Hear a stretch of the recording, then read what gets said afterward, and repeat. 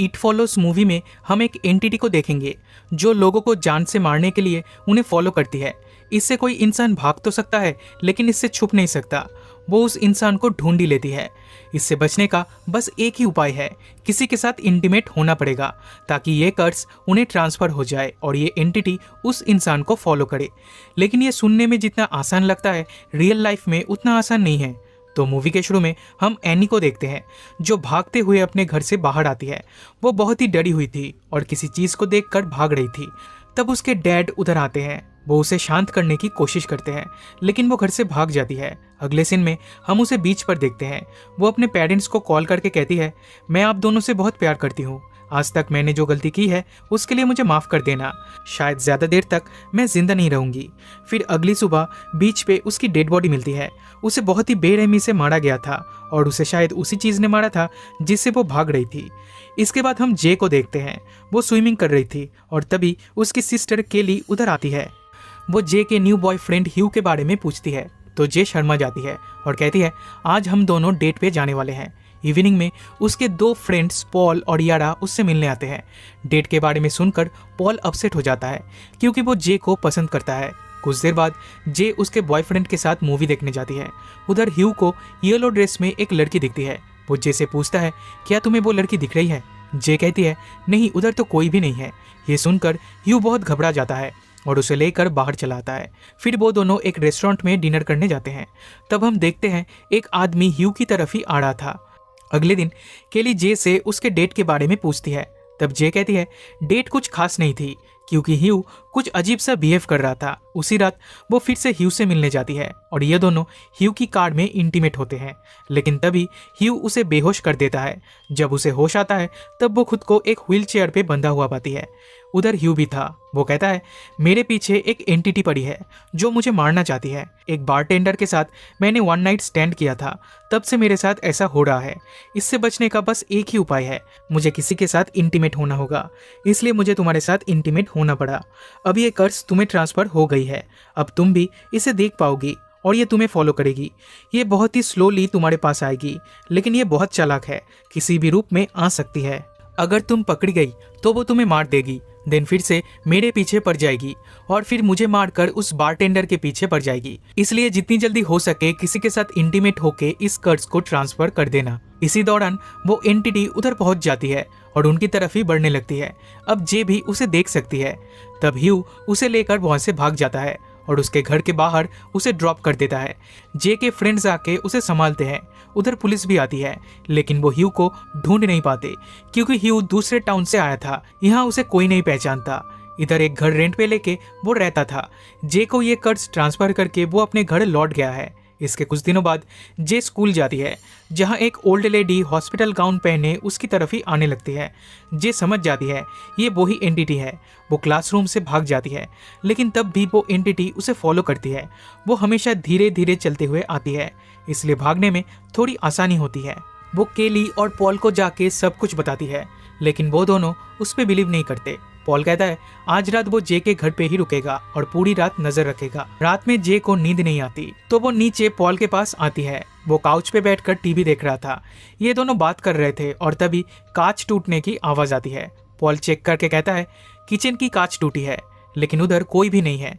वो केली को बुलाने ऊपर जाता है। तब जे किचन में जाती है और उसे वही एंटिटी दिखती है। उसे देखकर वो बहुत डर जाती है और भागते हुए अपने रूम में चली जाती है। केली और पॉल भी उधर आते हैं।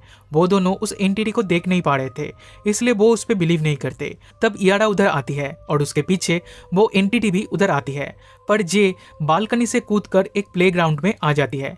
कुछ देर बाद उसे ढूंढते हुए उसके फ्रेंड्स भी उधर आते हैं। उनके साथ उनका नेबर ग्रेग भी था। तब जे उसे भी सब कुछ बता देती है। ग्रेग कहता है हमें ह्यू को ढूंढना होगा। इसलिए ग्रेग की कार में ये लोग ह्यू के रेंट वाले घर में जाते हैं लेकिन घर पूरा खाली था। असल में ह्यू यहाँ पे अकेला रहता था। वो अपना कर्ज जे को ट्रांसफर करके चला गया है। उधर कुछ बुक्स पड़ी थी और उसमें ह्यू की एक फोटो मिलती है।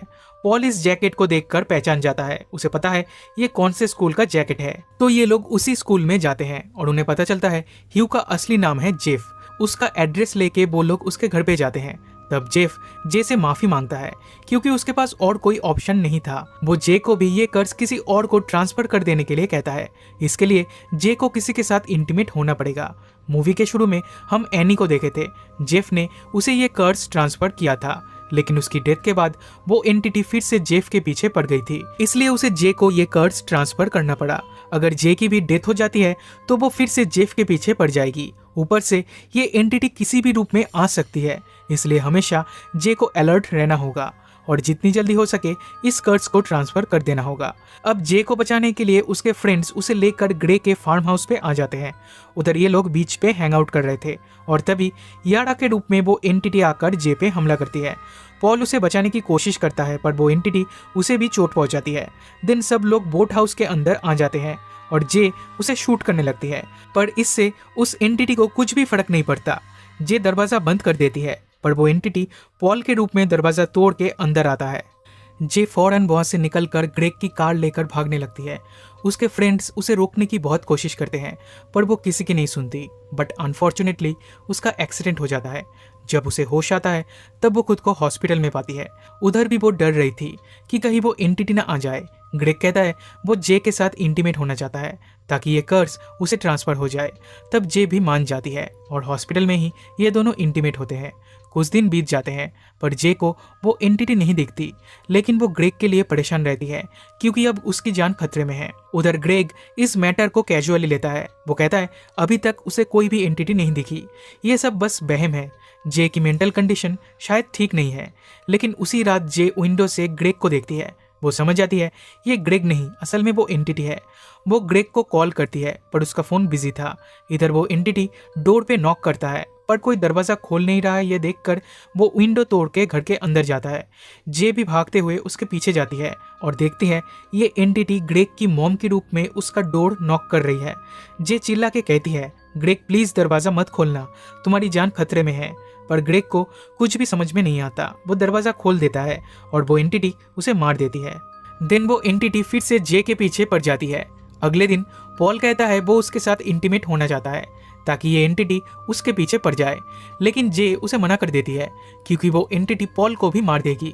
तब जे और उसके फ्रेंड्स मिलकर उस एंटिटी को खत्म करने का एक प्लान बनाते हैं। ये लोग एक स्विमिंग पूल में जाते हैं और पूल के आसपास इलेक्ट्रिक डिवाइस रख देते हैं। ये लोग उस एंटिटी को इलेक्ट्रिक शॉक देकर मारना चाहते हैं और जे पूल में उतर के उसका वेट करने लगती है। कुछ देर बाद वो एंटिटी उधर आती है, लेकिन वो बहुत ही ज्यादा स्मार्ट है। वो उनका प्लान समझ जाती है, इसलिए इलेक्ट्रिक डिवाइस को जे के ऊपर ही फेंकने लगती है। तब केली उसके ऊपर एक कपड़ा डाल देती है और पॉल उसे शूट कर देता है। तब वो पानी में गिर जाती है, लेकिन फिर भी जे को नहीं छोड़ती, उसका पैर पकड़ लेती है। तब पॉल उसके सर में गोली मारता है और वो जे को छोड़ देती है। फिर चेक करने पर जे को उधर वो एंटिटी नहीं दिखती, बस खून दिखता है। उनका ये प्लान भी फेल हो चुका था, इसलिए ना चाहते हुए भी जे को पॉल के साथ इंटीमेट होना पड़ता है और वो एंटिटी अब पॉल के पीछे पड़ जाती है। फिर एक दिन वो कुछ लड़कियों को देखता है और सोचता है उनके साथ इंटीमेट होके ये कर्ज उन्हें ट्रांसफर कर देगा, पर उसकी हिम्मत नहीं होती उनसे जाके बात करने की। इस तरह से कुछ दिन बीत जाते हैं, लेकिन पॉल को वो एंटिटी कहीं भी नहीं दिखती। लेकिन हम व्यूअर्स देखते हैं वो एंटिटी उनके पीछे ही आ रही है। इसी के साथ ये मूवी पे खत्म हो जाती है।